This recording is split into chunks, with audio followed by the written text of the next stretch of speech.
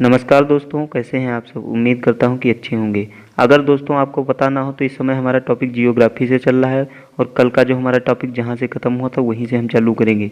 उससे पहले आपको बता दें कि यूपीएससी जैसे महान सिलेबस को अगर आप कंप्लीट करना चाहते हैं तो उससे पहले आपका बेसिक तैयार होना चाहिए। और बेसिक तैयार होने के लिए इस समय हम 11 से कंप्लीट कर रहे हैं और धीरे धीरे करके हम आगे की ओर कंटिन्यू करेंगे और आगे से बेसिक से एडवांस की तरफ बढ़ेंगे। ठीक है, तो उससे पहले हमारा बेसिक को कंप्लीट करना पड़ेगा। ठीक है, तो उसी से हम अब इसके आगे की पढ़ाई कंटिन्यू करते हैं। तो उससे आगे क्या मिलता है। भूगोल इसी अंतर प्रक्रियात्मक संबंध का अध्ययन करता है। परिवहन एवं संचार के साधनों के जाल तथा पदानुक्रमिक केंद्रों के माध्यम से क्षेत्र समाकलित और संगठित हो गए। ठीक है, एक सामाजिक विज्ञान के रूप में भूगोल इस क्षेत्रीय समाकलन एवं संगठन का अध्ययन करता है। एक वैज्ञानिक विषय के रूप में भूगोल 3 वर्गीकृत प्रश्नों से संबंधित है। क्या?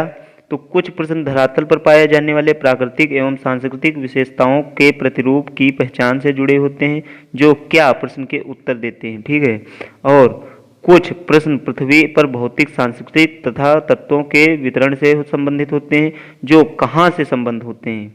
सब मिलाकर उक्त दोनों प्रश्नों के प्राकृतिक एवं सांस्कृतिक तत्वों के वितरण एवं स्थिति को ध्यान में रखा गया है।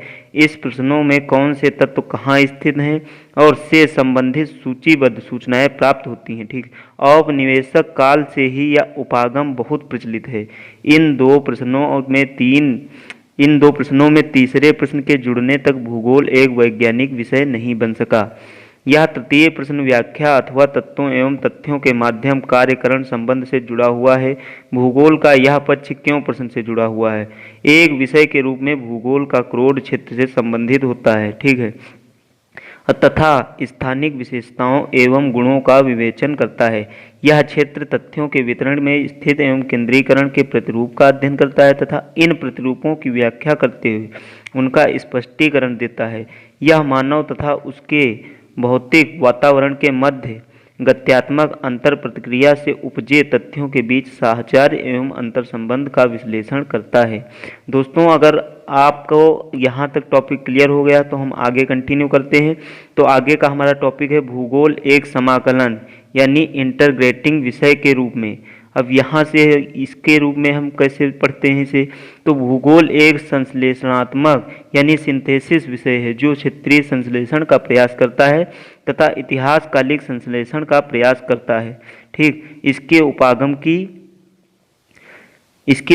की प्रकृति समग्रात्मक यानी होलिस्टिक होती है तथा यह इस तथ्य का मानता है कि विश्व परस्पर निर्भर तंत्र है। आज वर्तमान में विश्व में एक वैश्विक ग्राम का प्रतिबोधन होता है।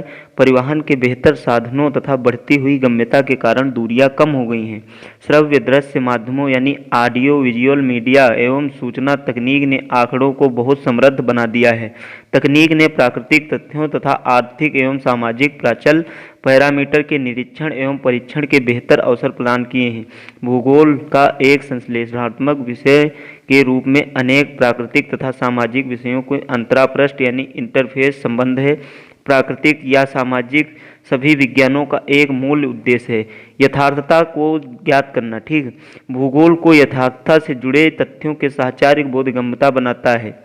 भूगोल का अन्य विज्ञानों से संबंध दर्शाता है। वस्तुतः विज्ञान से संबंधित सभी विषय भूगोल से जुड़े हुए हैं क्योंकि उनके कई तत्व क्षेत्रीय संदर्भ में भिन्न भिन्न होते हैं। भूगोल एक स्थानिक संदर्भ में यथार्थता को समग्रता से समझने में सहायक होता है। अतः भूगोल में न केवल एक स्थान से दूसरे स्थान में तथ्यों की भिन्नता पर केवल ध्यान देता है अपितु उन्हें समग्रता में समाकलित करता है।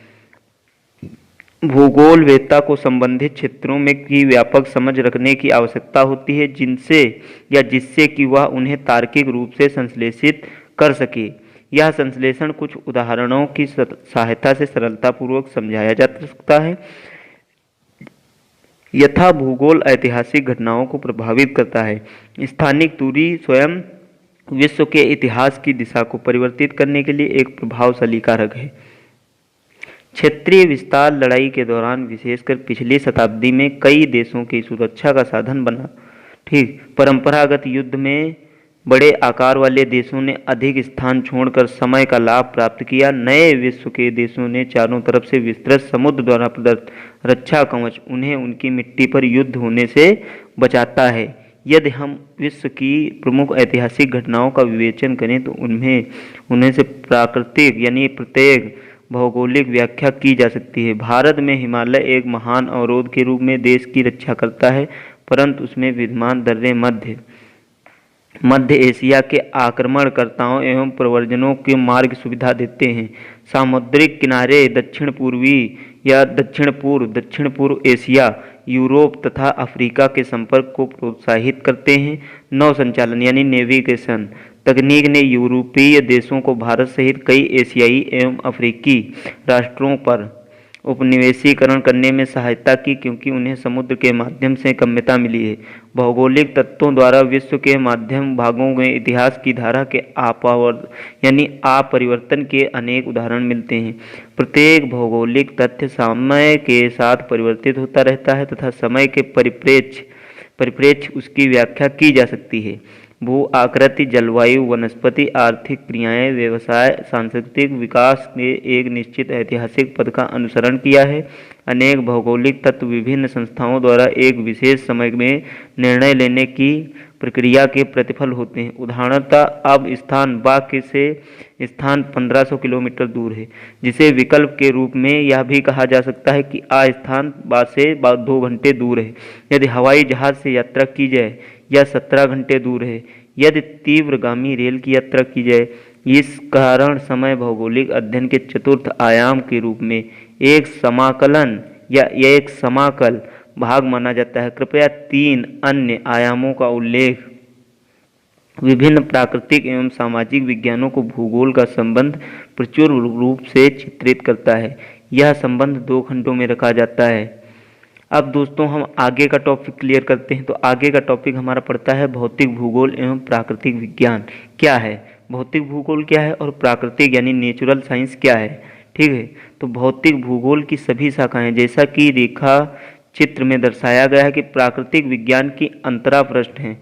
परंपरागत भौतिक विज्ञान भूगोल, भौमिकी, मौसम विज्ञान, जल विज्ञान, मृदा विज्ञान से संबंधित है।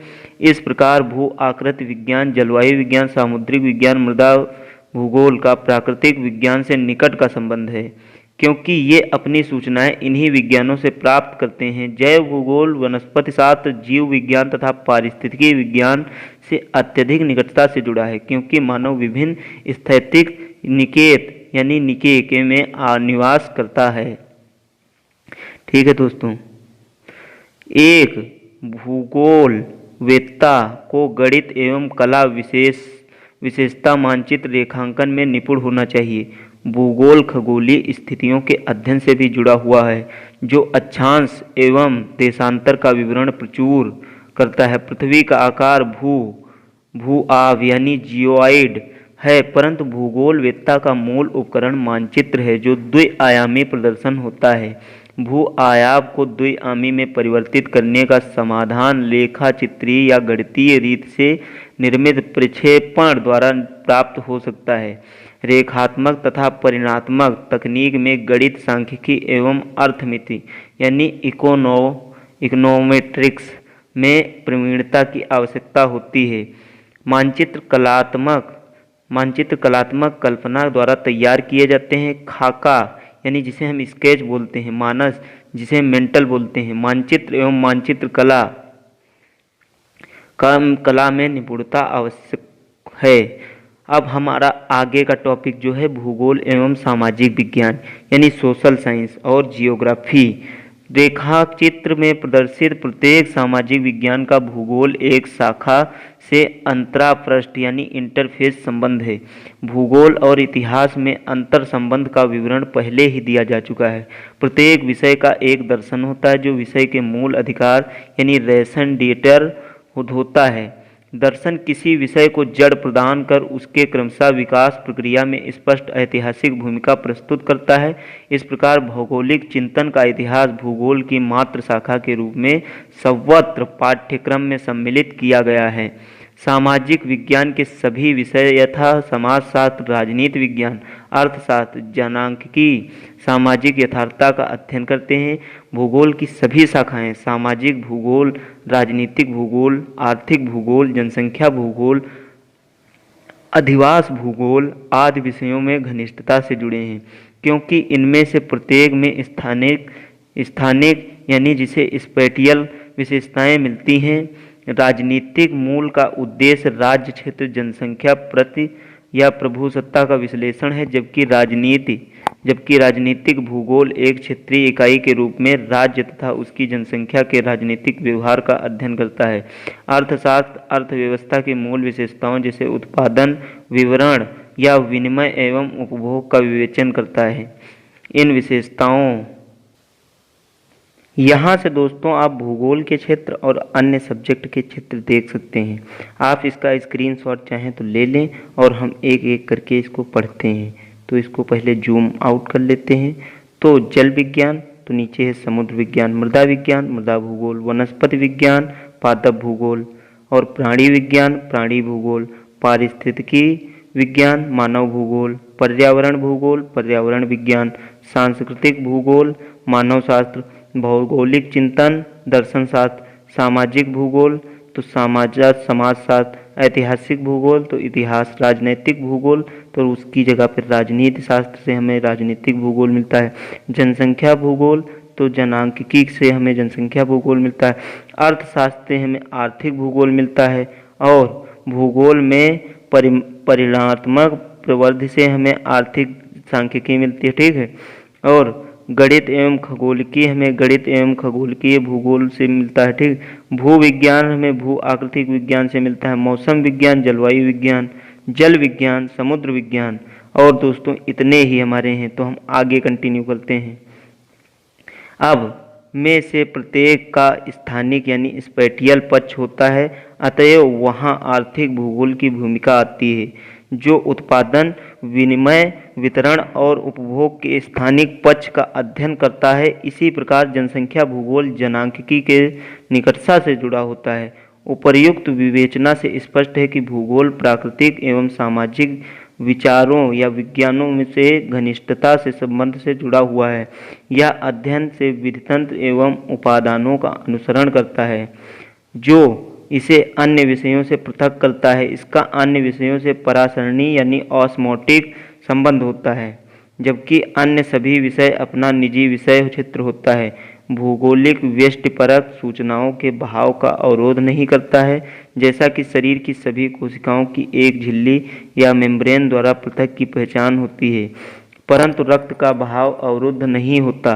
भूगोलवेत्ता सहयोगी विषयों से प्राप्त सूचनाओं एवं आंकड़ों का प्रयोग करते हुए क्षेत्र के परिप्रेक्ष्य से उनका संश्लेषण करता है। मानचित्र भूगोलवेत्ताओं का बहुत प्रभावशाली उपकरण होता है, जिसके माध्यम से क्षेत्रीय प्रतिरूप को प्रकाश में लाने के लिए सारणीबद्ध आंकड़ा दृश्य रूप में परिवर्तित किया जाता है। और अब वर्गीकृत प्रकारों की पहचान की जाती है। उदाहरण के लिए हम यदि कोई प्राकृतिक वनस्पति के अध्ययन में रुचि रखता है तो सर्वप्रथम विश्व स्तर का अध्ययन किया जाएगा। फिर प्रकारात्मक वर्गीकरण जैसे विषुवत रेखीय सदाबहार वन, नरम लकड़ी वाले कोणधारी वन अथवा मानसूनी वन इत्यादि की पहचान, उनका विवेचन तथा सीमांकन करना होगा। प्रादेशिक उपागम में विश्व को विभिन्न पदानुक्रमिक स्तर के प्रदेशों में विभक्त किया जाता है और फिर एक विशेष प्रदेश में सभी भौगोलिक तथ्यों का अध्ययन किया जाता है। ये प्रदेश प्राकृतिक, राजनीतिक या निर्दिष्ट नामित प्रदेश हो सकते हैं। एक प्रदेश में तथ्यों का अध्ययन समग्रता से विविधता में एकता की खोज करने के लिए किया जाता है। द्वैतवाद भूगोल की एक मुख्य विशेषता इसका प्रारंभ से ही विषय से परिवर्तन हो चुका है। द्वैतवाद यानी द्विधा अध्ययन में महत्व दिए जाने वाला पक्ष पर निर्भर करता है। पहले विद्वान भौतिक भूगोल पर बल देते थे, परंतु बाद में स्वीकार किया गया कि मानव धरातल का समाकलित भाग है, वह प्रकृति का अनिवार्य अंग है, उससे सांस्कृतिक विकास के माध्यम से भी योगदान दिया है। इस प्रकार मानवीय क्रियाओं पर बल देने के साथ मनुष्य या मानव भूगोल का विकास हुआ। भूगोल की शाखाएं तो विषय वस्तुगत या क्रमबद्ध उपागम के आधार पर। उपागम के आधार पर हमें क्या मिलता है, भौतिक भूगोल यानी भू आकृति विज्ञान। यह भू आकृतियों उन क्रम का विकास संबंधित प्रक्रियाओं का अध्ययन करता है या अध्ययन कराता है। जलवायु विज्ञान, तो इसके अंतर्गत वायुमंडल की संरचना, मौसम तथा जलवायु के तत्व, जलवायु के प्रकार तथा जलवायु प्रदेश का अध्ययन किया जाता है। जल विज्ञान, तो यह धरातल के जल परिमंडल जिसमें समुद्र, नदी, झील अथवा अन्य जलाशय सम्मिलित हैं, उनका मानव सहित विभिन्न प्रकार के जीवों एवं उनके कार्यों का प्रभाव का अध्ययन है।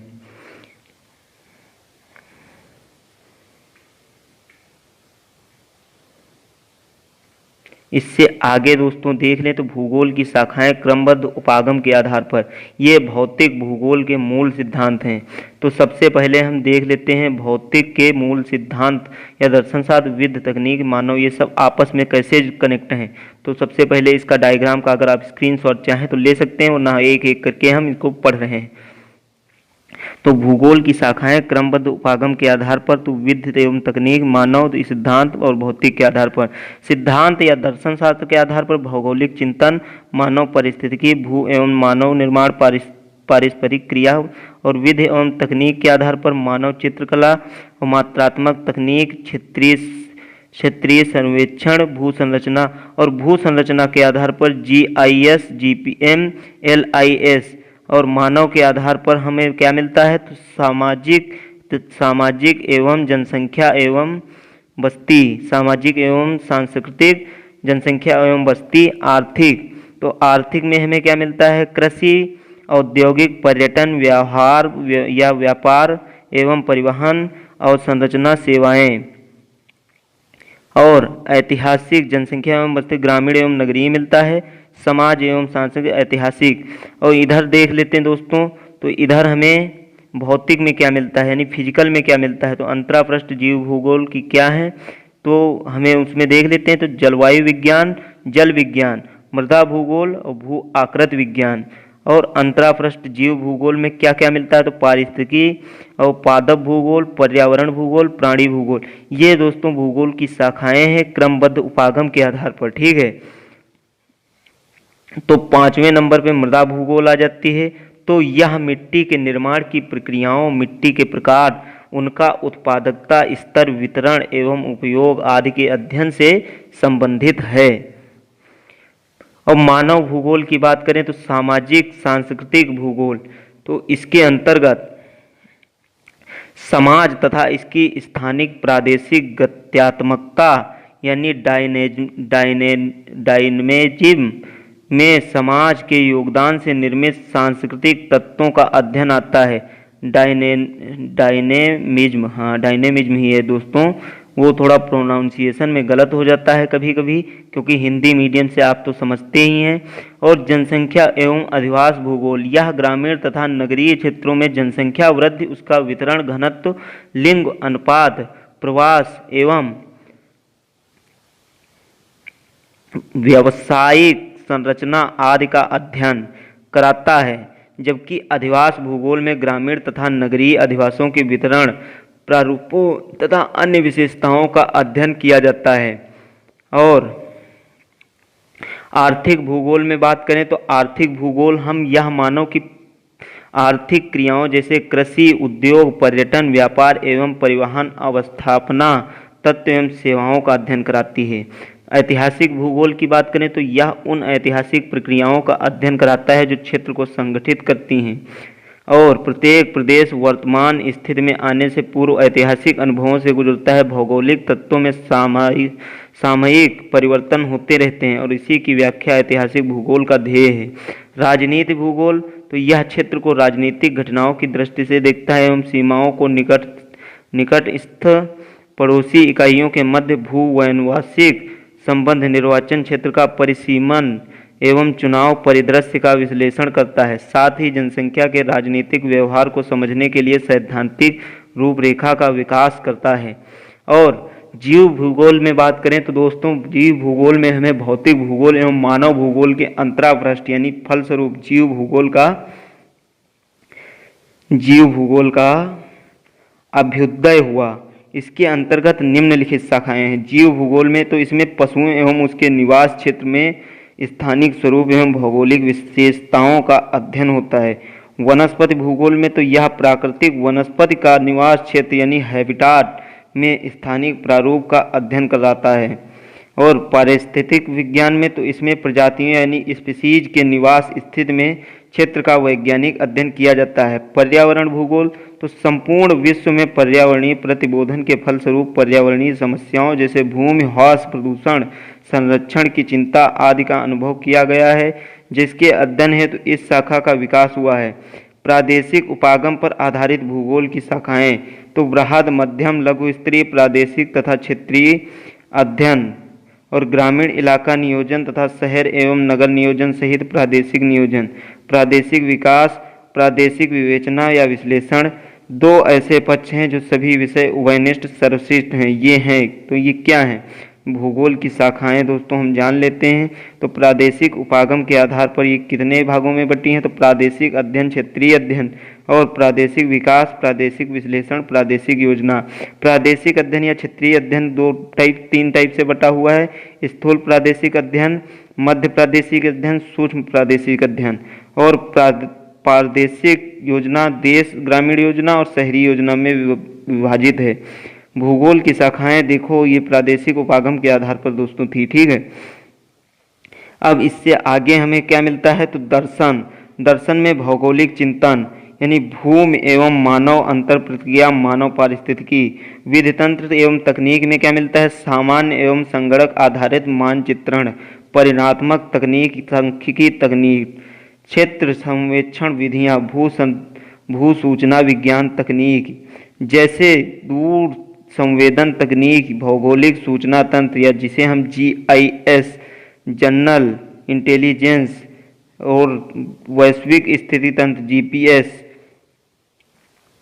उपर्युक्त वर्गीकरण भूगोल की शाखाओं की एक विस्तृत रूपरेखा का प्रस्तुत करता है। भूगोल पाठ्यक्रम सामान्यतः इसी के ढांचे में बनाया गया एवं पढ़ाया जाता है, परंतु यह रूपरेखा एक दृष्टि से स्थैतिक है, क्योंकि किसी भी विषय की यह बाध्यता है कि वह नई सोच, नई समस्या, नए विधि तंत्र एवं नई तकनीक के साथ अग्रसर होता रहे। उदाहरण के लिए जो पहले हस्त निर्मित मानव चित्रण तकनीक थी, अब संगणक निर्मित मानव चित्रण में परिवर्तित हो गई है। तकनीक ने विद्वानों को बृहद मात्रा में आंकड़ों के प्रबंधन की क्षमता प्रदान कर दी है। इंटरनेट के व्यापक सूचनाएं देता है। इस प्रकार विश्लेषण क्षमता की अपार वृद्धि हुई है। भौगोलिक सूचना तंत्र यानी GIS के ज्ञान ने परिदृश्य को खोला है। वैश्विक स्थितीय तंत्र यानी GPS बिल्कुल सही स्थिति ज्ञात करने के लिए सुविधाजनक उपकरण हो गया है।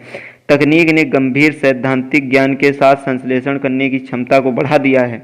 आप इन तकनीकों को कुछ प्राथमिक पक्षों के विकास में अपनी पुस्तक भूगोल में प्रयोगात्मक कार्य भाग 1 में जान सकेंगे, ठीक है। आप अपनी कुशलता में सुधार प्राप्त कर सकेंगे और उनके उपयोग पर विषय का ज्ञान प्राप्त कर पाएंगे। दोस्तों इसके आगे हम कंटिन्यू करें तो इसके आगे हमें क्या मिलता है? इसके आगे हमें मिलता है भौतिक भूगोल एवं इसका महत्व। इसका महत्व क्या है? भौतिक भूगोल और इसका महत्व, ठीक है। पुस्तक का शीर्षक और विषय सूची से इस विषय क्षेत्र को प्रतिबिंबित करती है। यहाँ भूगोल की इस शाखा के महत्व को बताना युक्त संगत होगा कि भौतिक भूगोल में भूमंडल यानी भू आकृतियाँ, प्रवाह, उच्चावच, वायुमंडल, इसकी बनावट, संरचना, तत्व एवं मौसम तथा जलवायु, तापक्रम में तो वायुदाब, वायु, वर्षा, जलवायु के प्रकार इत्यादि। जलमंडल में तो समुद्र, सागर, झीलें तथा जल परिमंडल से संबंध तत्व। जैवमंडल में बात करें तो जीव के स्वरूप, मानव तथा बृहद जीव तथा उसके पोषक प्रक्रम जैसे खाद्य श्रृंखला और पारिस्थितिक प्राचल यानी इकोलॉजिकल पैरामीटर्स एवं पारिस्थितिक संतुलन का अध्ययन सम्मिलित होता है। मिट्टियां मृदा निर्माण प्रक्रिया के माध्यम से निर्मित होती हैं तथा वे मूल चट्टान, जलवायु, जैविक प्रक्रिया एवं कालाविधि यानी कालावधि के निर्भर करती हैं, ठीक है। कालावधि मिट्टियों को परिपक्वता प्रदान करती है तथा मृदा पार्श्विका या जिसे प्रोफाइल के विकास में सहायक होती है। मानव शरीर के प्रत्येक तत्व महत्वपूर्ण भू आकृतियां आधार प्रस्तुत करती हैं जिस पर मानव क्रियाएं संपन्न होती हैं। मैदानों का प्रयोग कृषि के कार्य के लिए किया जाता है, जबकि पठारों पर वन तथा खनिज संपदा का विकास की जाती है। पर्वत चारागाहों, वनों, पर्यटकों स्थलों के आधार पर निम्न क्षेत्रों को जल प्रदान करने वाली नदियों के स्रोत हैं। और वे क्या हैं तो वो भी हम जान लेते हैं दोस्तों। तो जलवायु हमारे घरों के प्रकार, वस्त्र, भोजन को प्रभावित करती है। ठीक, जलवायु का वनस्पति सरस या सस्य प्रतिरूप, पशुपालन एवं कुछ उद्योगों आदि पर गंभीर प्रभाव पड़ता है। मानव ने ऐसी तकनीक विकसित की है जो सीमित क्षेत्र में जलवायु को अपरिवर्तित यानी मॉडिफाई कर देती है, जैसे वातानुकूलित या एयर कंडीशनर, वायु शीतक इत्यादि। तापमान तथा वर्षा वनों के घनत्व एवं घास प्रदेशों की गुणवत्ता सुनिश्चित करते हैं। भारत में मानसूनी वर्षा आवर्तन प्रणाली को गति प्रदान करती है। वर्षा भूमिगत जलधारक प्रस्तर एक्वीफायर को पुनरावेशित यानी रिचार्ज कर कृषि के एवं घरेलू कार्यों के लिए जल की उपलब्धता संभव बनाती है। हम संसाधनों के भंडार समुद्र का अध्ययन करते हैं। वह मछली एवं अन्य समुद्री भोजन के अतिरिक्त खनिजों की दृष्टि से भी संपन्न है। भूगोल एक विषय के रूप में ये हमारा चैप्टर है दोस्तों, ये बहुत ही जल्द समाप्त होने वाला है। भारत ने समुद्री तल से मैग्नीज पिंड या जिसे हम नॉडल्यूस बोलते हैं एकत्रित करने की तकनीक विकसित कर ली है। मृदा एवं एक नवीकरणीय पुनः स्थापनीय संसाधन है जो अनेक आर्थिक क्रियाओं जैसे कृषि को प्रभावित करती है। मिट्टी की उर्वरता प्रकृति से निर्धारित तथा संस्कृत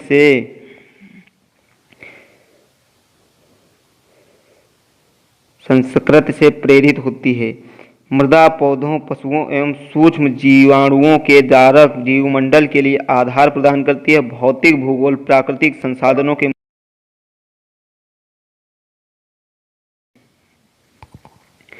मूल्यांकन एवं प्रबंधन से संबंधित विषय के रूप में विकसित हो रहा है।